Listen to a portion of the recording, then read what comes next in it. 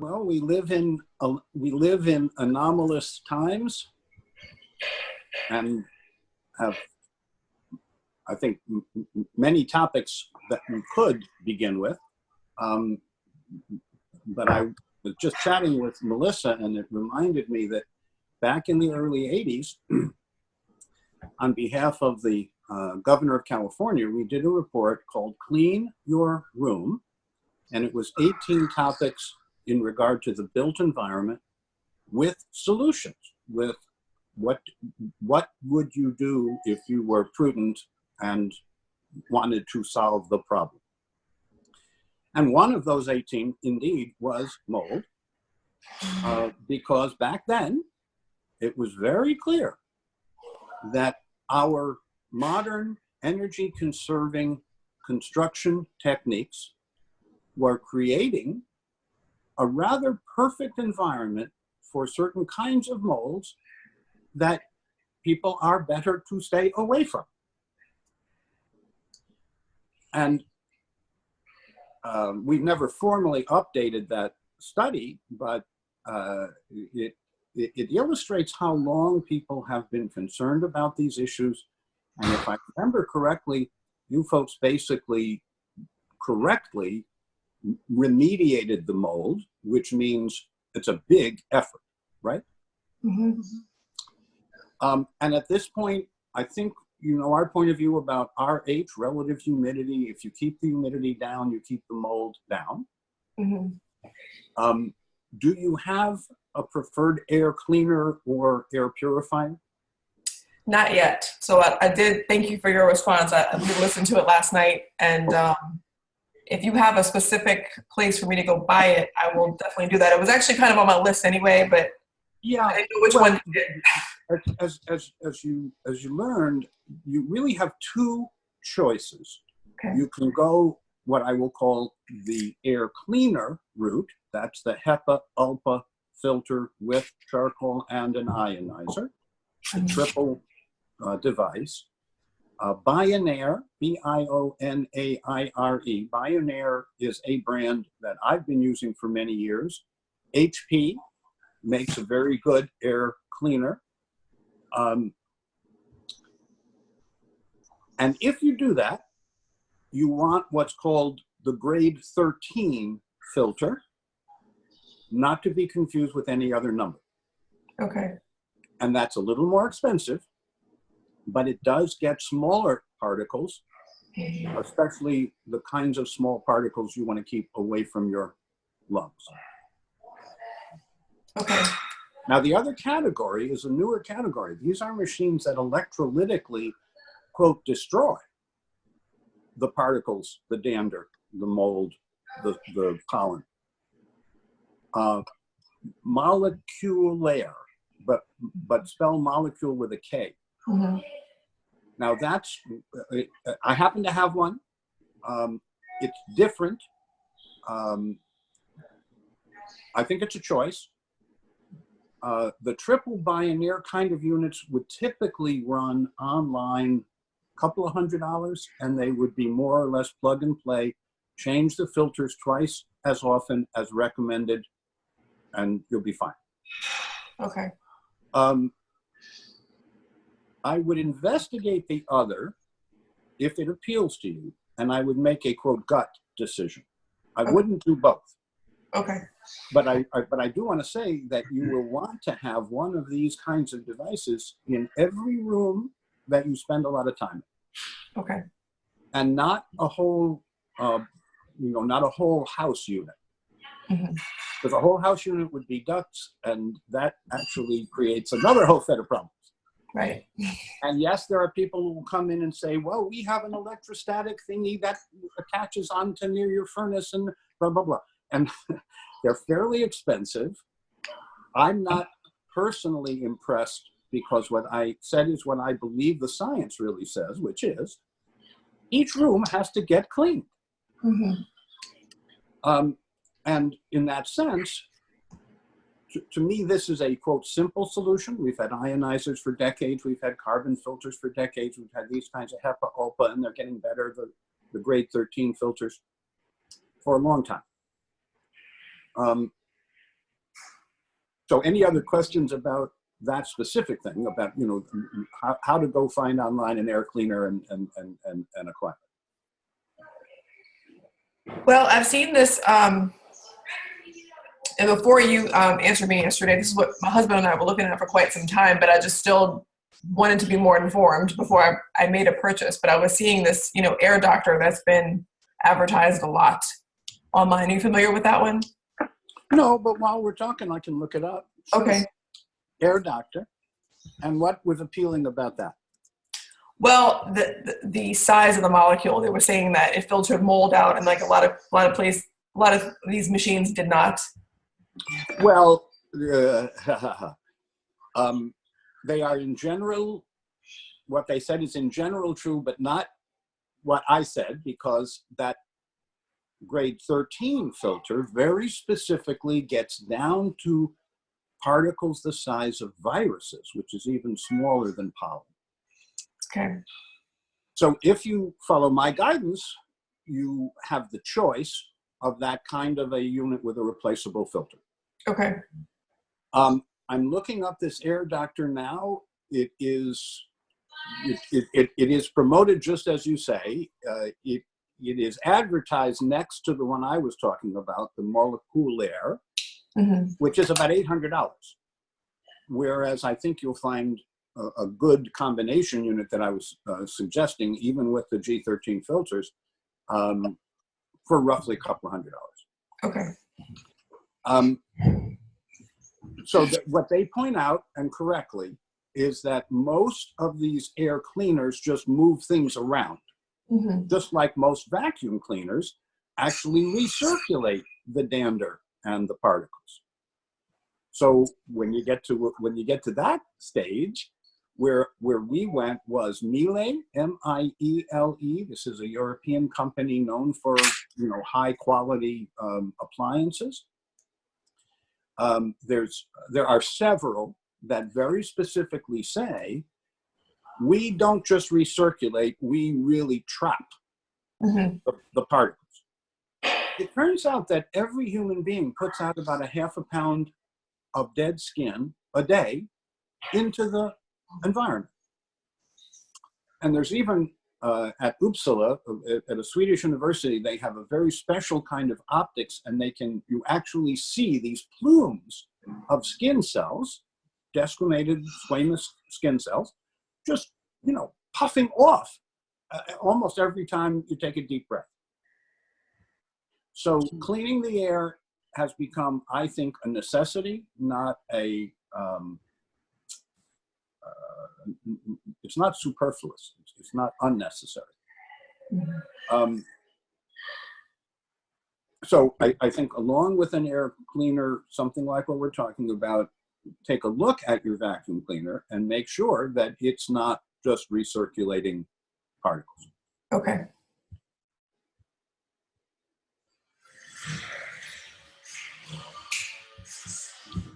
And no more.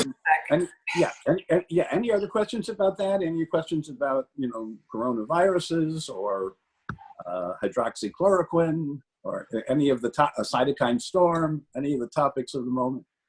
I was hearing people talk about melatonin, taking melatonin to dampen the inflammasome that is associated with, I guess, those later stages of the virus. I didn't know how you felt about that. But I was listening to something the other day saying that some of the research suggests it would be useful as part of a protocol. Well, that's exactly. People are hypothesizing that this is something that might be helpful and data to follow. As you know, our approach includes nature, nurture, and wholeness, and therefore, when the body restricts a powerful molecule like melatonin to the pineal gland and a few other places in the deep brain, and never floods the body with melatonin. Now, melatonin derived from tryptophan, so we advocate enhanced uptake tryptophan that is converted to serotonin and melatonin where it's needed as needed. The fact that you can sell a supplement does not mean, from my point of view, that it's physiologic. Right. So the use of melatonin as a supplement, to me, is, I guess I would call it pharmacognosy, that is natural product pharmacy, but not physiology before pharmacology. So we do recommend quercetin dihydrate and the soluble OPC because they're zinc ionophores, and they also are antioxidants, and they also are 30 years on the absolute safer flavonoid and flavonol polyphenols that most people are deficient in and that we need. Now we recorded, and it's not yet posted, but it's going to get edited and posted soon. We recorded a whole discussion about the misunderstanding of cause and consequence. And by that we mean, if you look at the people who are dying, and remember I'm a doubly board certified pathologist, but clinical, not anatomic. If you look at the poor people who have the catastrophic outcome, in every case that I know of that has been looked at carefully, it was a collapse of their antioxidants, specifically ascorbate, that became undetectable, and metabolic acidosis due to magnesium impairment. And you can explain 100% of these catastrophes as an infectious acute scurvy. And the most successful data that we have seen at Health Studies Collegium, data from Korea, data from Hong Kong, data from China, some data from Canada, is that some of the best outcomes are when the doctors give between 6 and many more grams a day of ascorbate. But it's got to be fully buffered reduced L-ascorbate. It cannot be damaged and oxidized the way most of what is on the shelf sold as vitamin C is oxidized and damaged to a greater, not lesser extent. Because it's very cheap to make it that way, and it's very expensive to make it under a nitrogen blanket. But we advocate for the form that is being shown in they're organized trials. The data is not yet formally peer reviewed, but it is released, and there are experts who are looking to make sure nobody manipulated the data in regard to vitamin C. Two of my friends, Amory Levins and Dr. Eric Rasmussen, published on mention.com a user's guide to vitamin C and a viral risk reduction protocol that is basically what we recommend. Okay, great. Because, you know, I wish I had the reference, but I was listening to something a couple of nights ago, and the speaker very specifically said that if you're taking oral vitamin C, it should be ascorbic acid, because that's what the literature says, not anything else. And they lost me with trying to explain why. I have seen this, and I have heard this.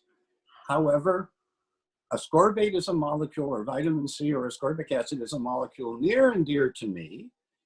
And I often quote Albert Szent-Györgyi, the guy who isolated it from Hungarian paprika, because in nature, it is always the fully reduced, fully buffered L-ascorbate and never ascorbic acid. Right.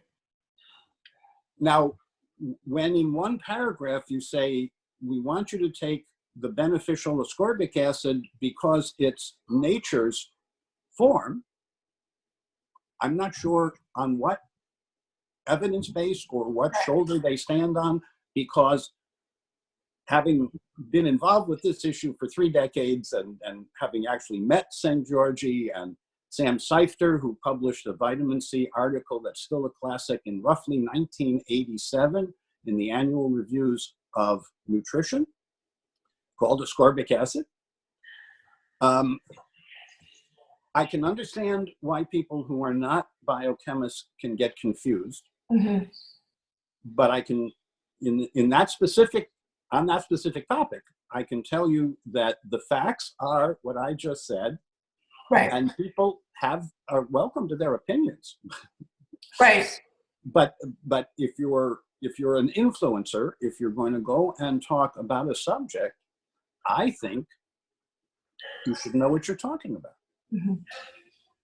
I'm sorry, guys. I don't want to monopolize it, but I just have one more question, Dr. Jaffe. In light of the physiology, and I can probably find this reference because somebody shared it on my IFM forum, but they mentioned that there was some research at Harvard done in 2015, I think, on Ebola and another RNA envelope virus. And they were saying that they noticed that some of the Africans that had a serum selenium above 97, I think,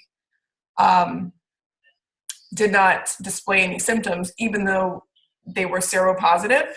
And the study referenced, I think it was like selenium interfered with somehow the virus from penetrating the cell membrane. I forget whatever it used to enter.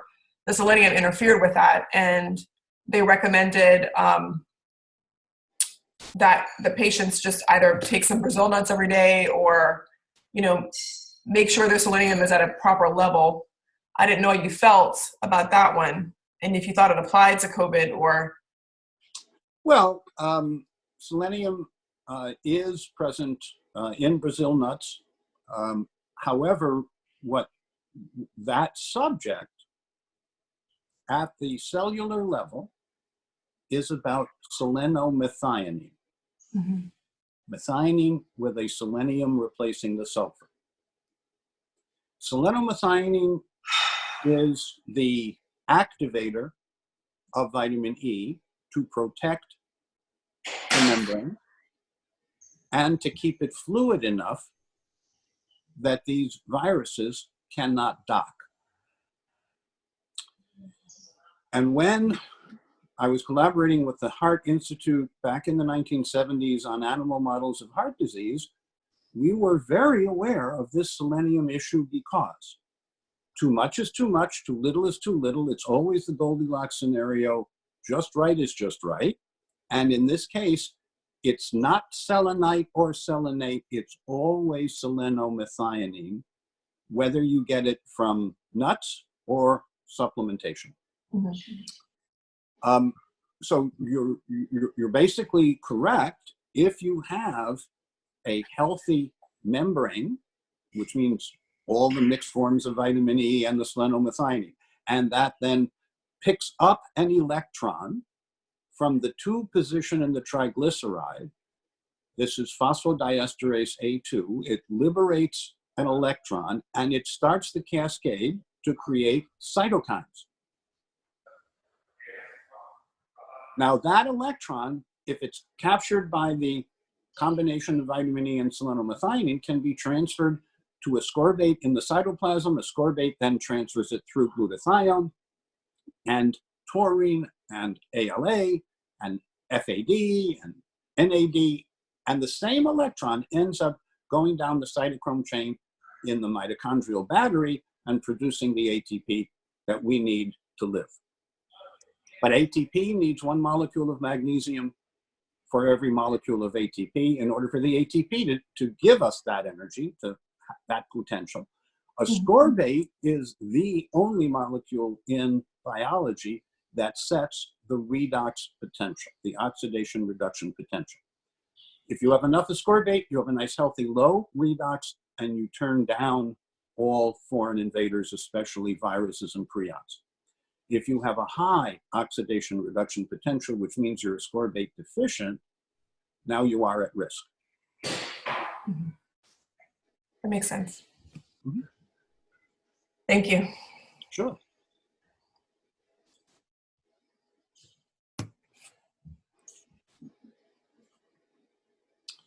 Anyone else have a question in regard to any current topics or general topics?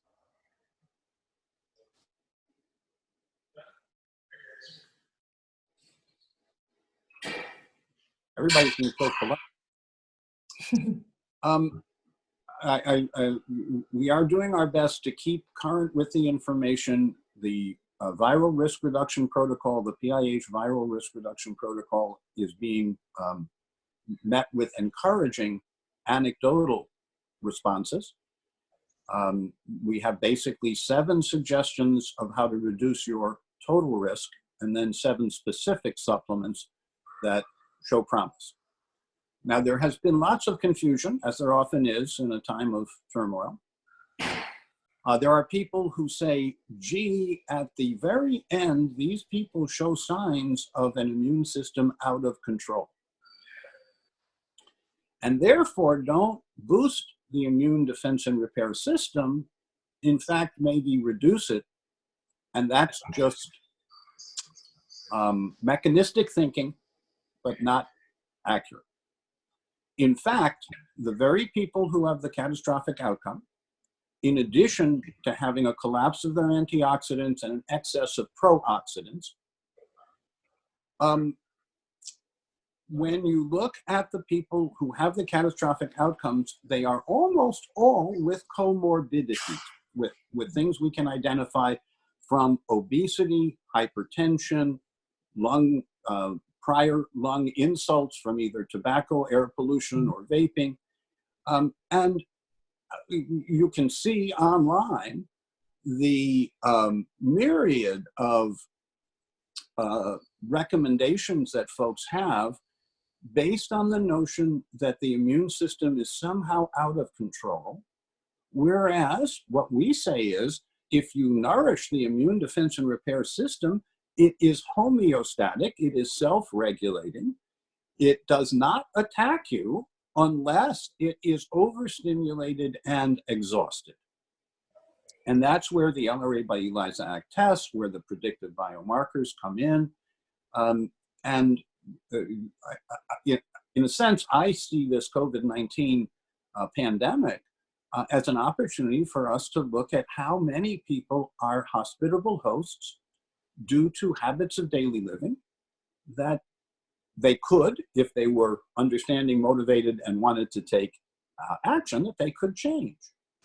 Now, we can provide the information and the evidence, we can provide the inspiration and the examples that people can identify with. But it's the perspiration, it's the effort the individual puts in that makes the difference. Mm-hmm. And we see a lot of people who genuinely know that the 21st century is challenging and hazardous. They want to eat and drink, think and do in ways that promote their health and evoke healing responses.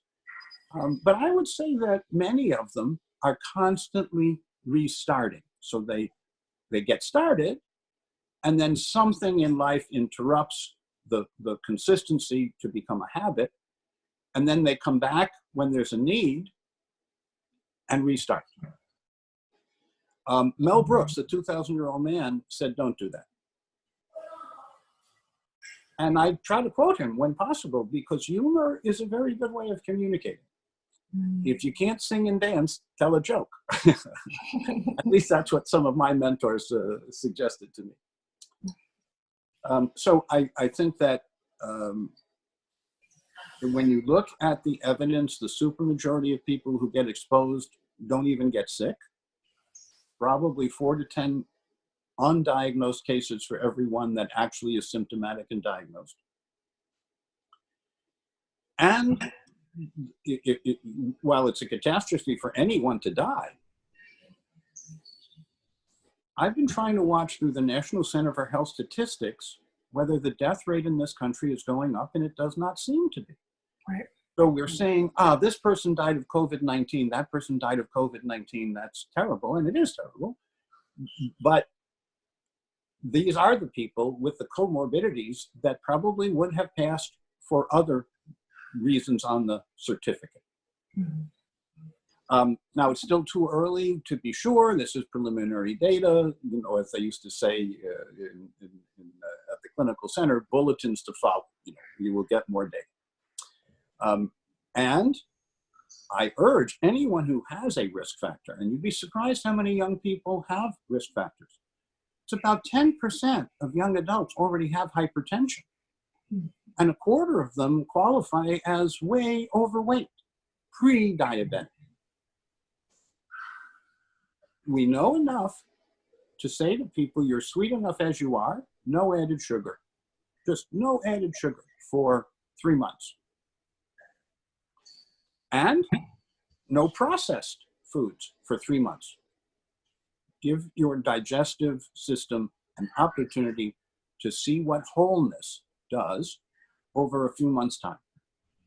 And you get extra credit if you follow the LRA test results. So you substitute for the immune reactors and you restore tolerance and resilience and repair ability in the immune system.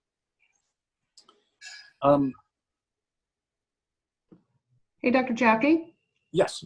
Ed has a question. His mic is not working. We're working behind the scenes here trying to get that going for him. But one of his questions is, will you please compare IV vitamin C versus oral? Will you talk about that, please? I know you and I recorded some things, but I think that would be great for everyone to hear that. No, absolutely. Let me start out with the most remarkable difference between IV, which is parenteral, versus oral.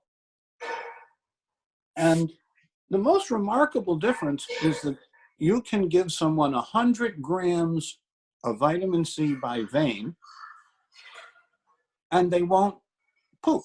They won't have a cleanse. So oral is different than parenteral, fundamentally different.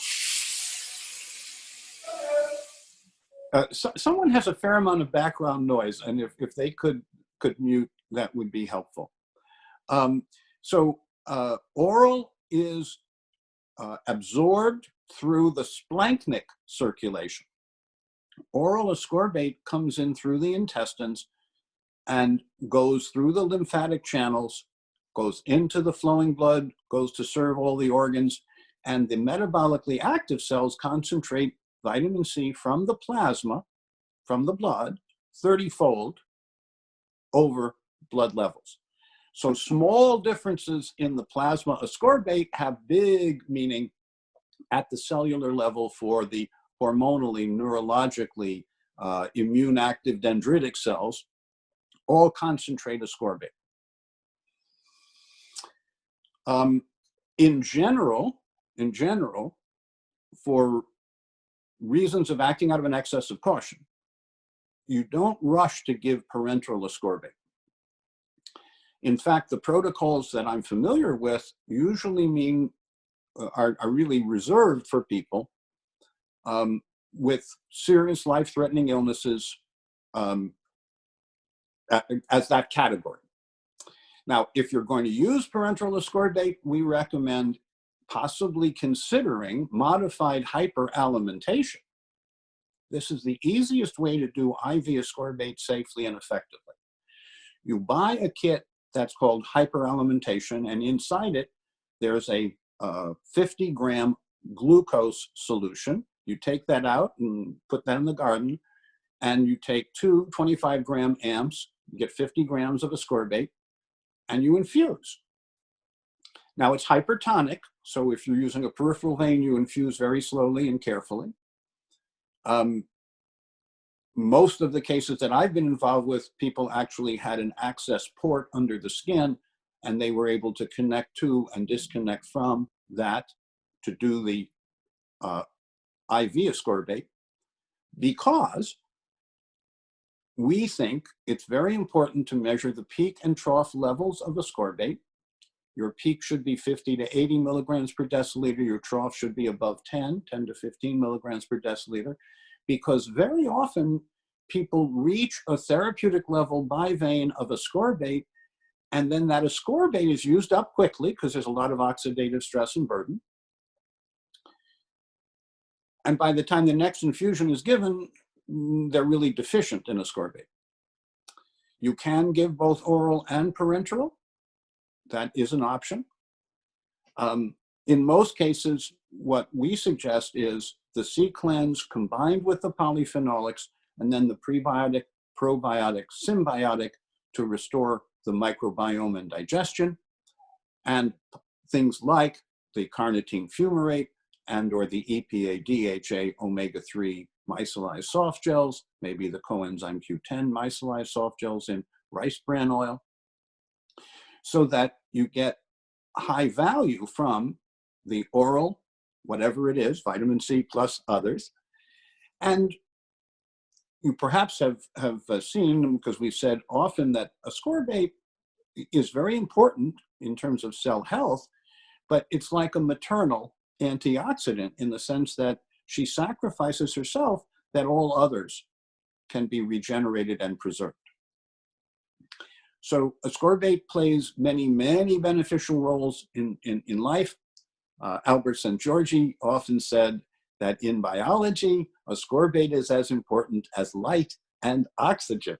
Now that's right up there with photosynthesis. And you can make, and I think he wasn't just using a quotable quip. I think there is a reason to recognize that as one of the few species on the planet that cannot convert glucose into ascorbate, we easily run out of that essential protective antioxidant unless we're very attentive to our supplementation and to our recycling of it, because if you're worried, you use it up faster. If you have metabolic acidosis, you use it up faster. If you're exposed to more pro-oxidant persisting pollutants or solvent residues or toxic metals or mold products or radioisotopes, you use it up faster. You need more of it. And it does seem that the trend is that people today need more than people needed 10, 15, or 20 years ago when we first recommended this C-cleanse approach. So I tried to frame the issue of the value of oral and the challenge of parenteral. In Wichita, Kansas, at the Reardon Center, they do quite a bit of intravenous vitamin C, from what I'm told by Dr. Honeyhockey. Jeannie Driscoll did a study showing that if you combined intensive supplementation and IV ascorbate with chemotherapy, people did better than if they just got the conventional chemotherapy. And that is a reconfirmation of what Abram Hoffer showed many years ago, that you combine a best of both approach and you get better outcomes. Now, Melissa and Ed, any other questions about the IV vitamin C and the oral vitamin C topic? Can you hear me now, Doc?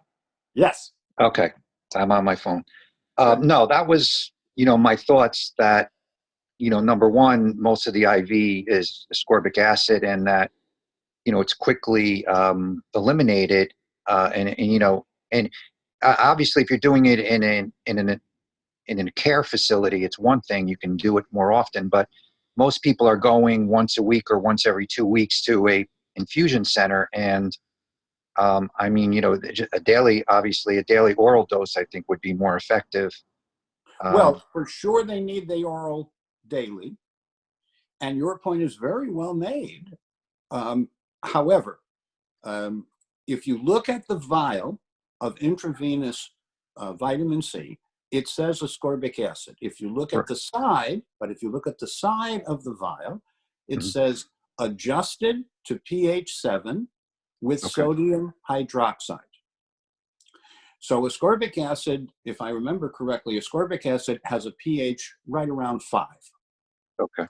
And you would not infuse something that acidic into people at risk of metabolic acidosis. Okay. So it says ascorbic acid on the vial, but on the side, it makes it clear that it's sodium ascorbate, pH 7 neutral when you get it. Okay. All right. And I've read some things about fisetin as another polyphenolic and maybe being a little more powerful than the quercetin dihydrate. Do you have any information on that? Well, I can only say that over 30 years, quercetin dihydrate has continued to distinguish itself for efficacy, safety, and outcomes. And depending on how you want to measure in a test tube or in some observational setting, you can come to the conclusion that other polyphenolics are powerful. The question I think you're asking, and the question that I have been asking for decades is there anything really better net on balance? Because first of all, and we have this in a chapter, and I think Jayashri has sent it to you, but there are thousands of polyphenolics in nature. Yeah. All the Yeah. colorful compounds are protecting the foods where they are from oxidative damage. We just happen to benefit when those polyphenolics get into us. And I can tell you that every time I look at the bioavailability of the, quote, more powerful polyphenolic, it is not known, it is known to be irritating at high doses, which leads me to conclude that it is not as bioavailable, because that's one of the hallmarks. When we first selected quercetin dihydrate, we wanted a polyphenolic, a flavonoid, that at maximum doses was neither mutagenic,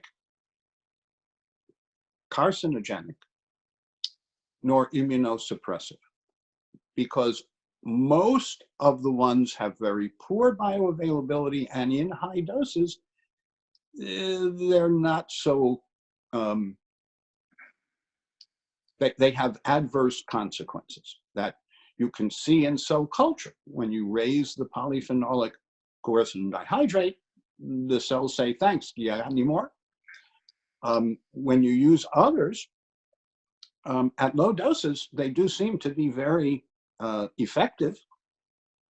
But at higher doses, the cells are unhappy. Okay. All right. Thank you. Yeah. And over the years, I'll bet there's at least 12.5 specific compounds that come out and say, we're better than quercetin dihydrate. And every one of them fades fairly quickly. I do understand that something that's new and has appeal. But acting out of an excess of caution, I think, is always a good idea. Being able to look across decades of experience and literature, I think, has value. Because I know this is going to be a shock, but not everything you hear on social media or on the internet is really true. I agree. Yeah, I follow some different MDs and doctors on Twitter, and one doctor was saying, oh, anybody who is selling supplements that claim they boost the immune system, it should be ashamed of themselves, and blah, blah, blah. And then, other people are writing in, yes, there's no evidence. And I don't like to get obviously involved in Twitter comments, but I mean, if you put in micronutrient and immune system in PubMed, I mean, you'll get thousands of articles. I mean, I don't know why they don't understand, the evidence that's there for things like you said, vitamin C and vitamin D, and it just amazes me how they just still do not address that. No, you're quite right. The article that Amory Lovins and Eric Rasmussen published on medium.com about a user's guide to vitamin C was met with that exact response. And we took it apart, sentence by sentence, paragraph by paragraph, because it's full of innuendo. It's full of conclusion. But it's not even very logically correct. So you start out by knowing the answer, and the more words you can put, somehow that gets you more attention in the Twitter sphere or whatever sphere it is, this virtual sphere. And I will now speak from my heart. It's an old phrase: none so blind as those who will not see. And what we have to do, from my point of view, is first of all, live in such a way that we radiate vitality, and by the way, outlive them. Because what might have been true in the 19th century or even part of the 20th century is just not true in the 21st century. And they seem to conflate a whole bunch of issues to support their a priori conclusion, which is take none a day. And usually they complement that by saying, and you should eat well. Okay. I asked the man who is widely quoted as saying, all you need is 3 square meals a day, and he says he never said that. Some of the clips that are most repeated were not actually made by the people they're attributed to. Sure. So I think we have to come in peace and show people by example that nature, nurture, and wholeness, physiology before pharmacology, a really personalized approach based on predictive biomarkers interpreted to best outcome goal values. Just a little example to illustrate that. One of the very popular advertisements for a pharmaceutical today is to get you a hemoglobin A1C below, hemoglobin A1C below 7. 7, yeah, I've seen that. And I want your hemoglobin A1C to be less than 5. Right. And when I weighed 65 pounds more than I do today, my hemoglobin A1C was pre-diabetic.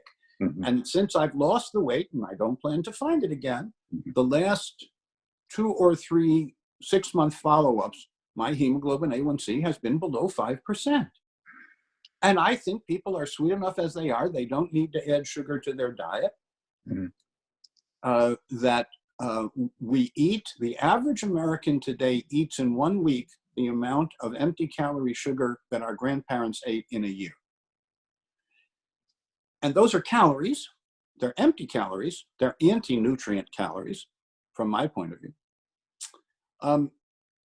And we ought to be nice to our digestive tract and to our metabolism. You know, it's the only body we have. Why not invest a little bit in it?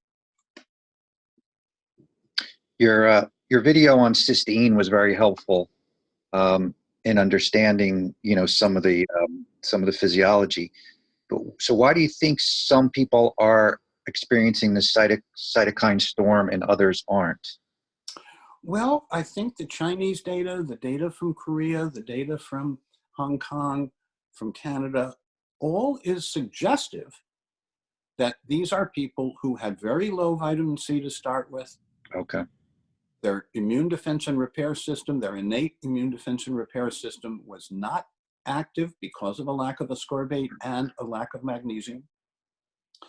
And then their backup system was so overstimulated that in its exhaustion, it lost control. So most people confuse consequence with cause. Okay. The consequence is the cytokine storm.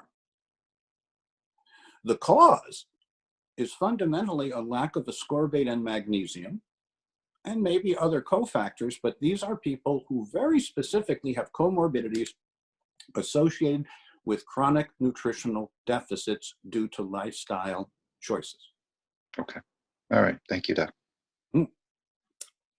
No, to me, it's a very important point because very few of the experts who come on as experts talk about host hospitality or host resistance.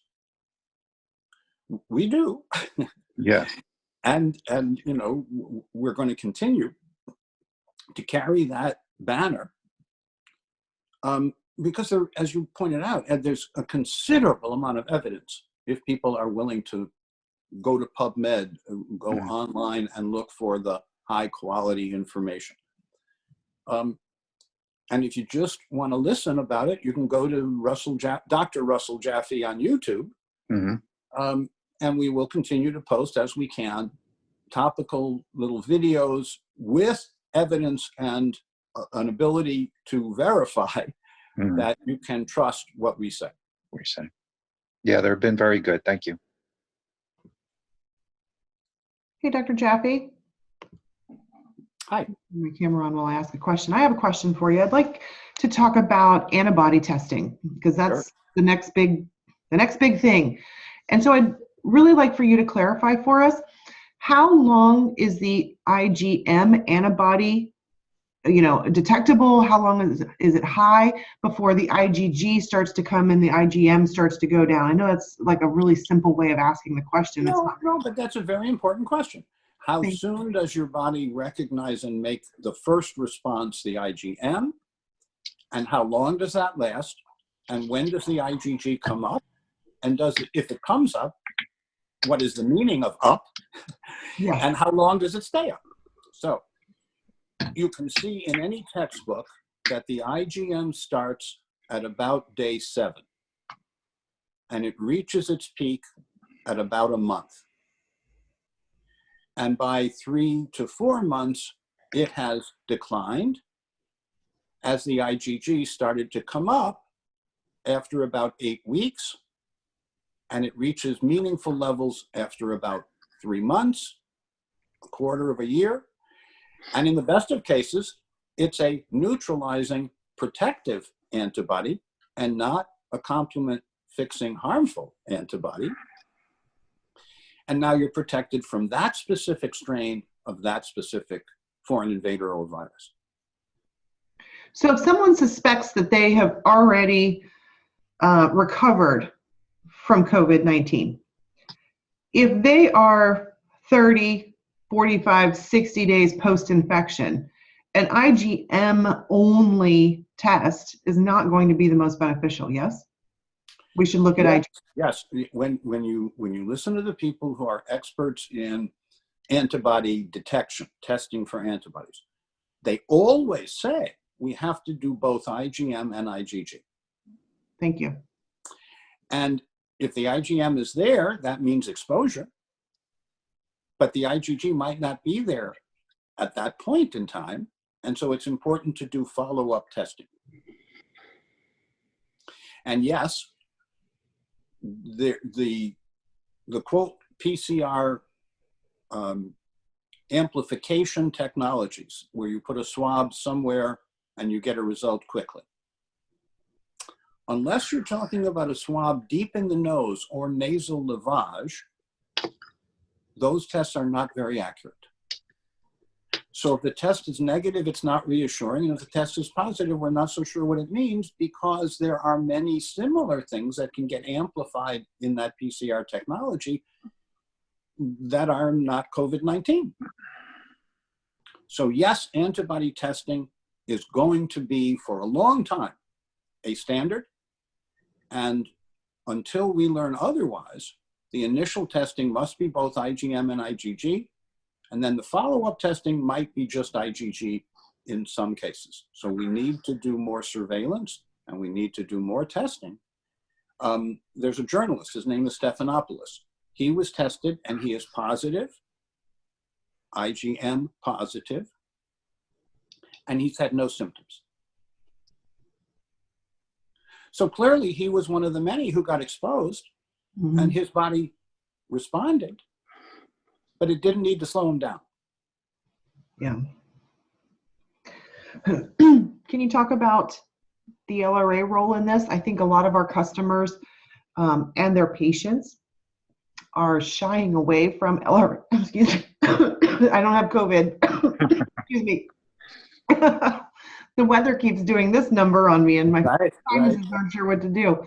A lot of our customers and their patients are shying away from LRA testing. Some of it may be financial during this uncertain time, but I think that when we show the importance of how do we create a more robust immune response, that's important. Would you talk about that for us, please? Yeah, I appreciate that question. The reason we developed the LRA test was to enhance immune tolerance, resilience, and repair. And since your immune system also eliminates abnormal and cancer cells that most people do make, it's important to keep it robust, both the innate side and the adaptive side. Now, it's the adaptive side where antibodies come in, but other cells called T cells come in. And if we really want to restore tolerance, if we really want to restore immune defense and repair capacity to resist, to not be hospitable to these foreign infections, we must know what the immune system is burdened by, what foods, preservatives, medications, dander, hair, molds are causing immune defense and repair systems to be burdened. And the good news is, and we validated this many years ago, the good news is that when you substitute for the reactive substances, and it's a window of opportunity to restore health, it's not deprivation, when you listen to the counseling that we provide, you understand that now more than ever, we need LRA testing. If only because people are concerned about their immune system attacking them, that's called autoimmunity. They're concerned about repair deficit, that's called inflammation. And yes, those are signs that you need personalized, predictive, proactive, primary prevention practices and protocols. And that's what LRA by ELISA Act provides. So it does identify ex vivo, that is, it measures reactions of real cells just as they happen in the body. And we get information about all the delayed pathways in one mixed cell culture, type 2, 3, and 4. The B cells have to do with the antibodies, whether it's IgA or IgM or IgG. I was talking with a colleague, Dr. Susan Brown, recently, and mentioned that acquired IgA deficiency due to maldigestion, dysbiosis, and enteropathy is the most common acquired immune deficiency. And she said, gosh, you know, I often see low IgA in my clients who are trying to get better.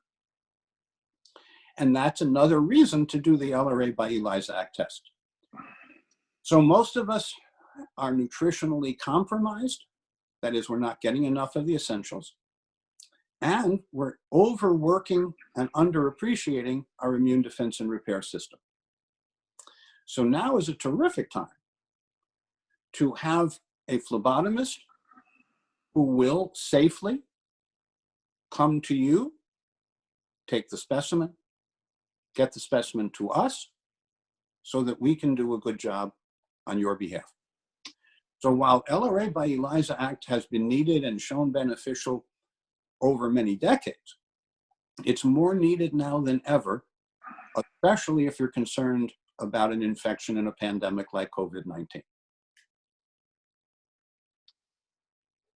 Doc, speaking of SIG-A, is it valuable to test SIG-A, and if so, is it better serum-wise or stool? Well, no, you can do secretory IgA on saliva. Okay. And here's a study that David Mechanic did to show how dynamic and meaningful is secretory IgA in saliva. He took his students and he showed them two movies. He showed them a movie of Mother Teresa and he showed them a movie of the Holocaust, what we now call the Shoah.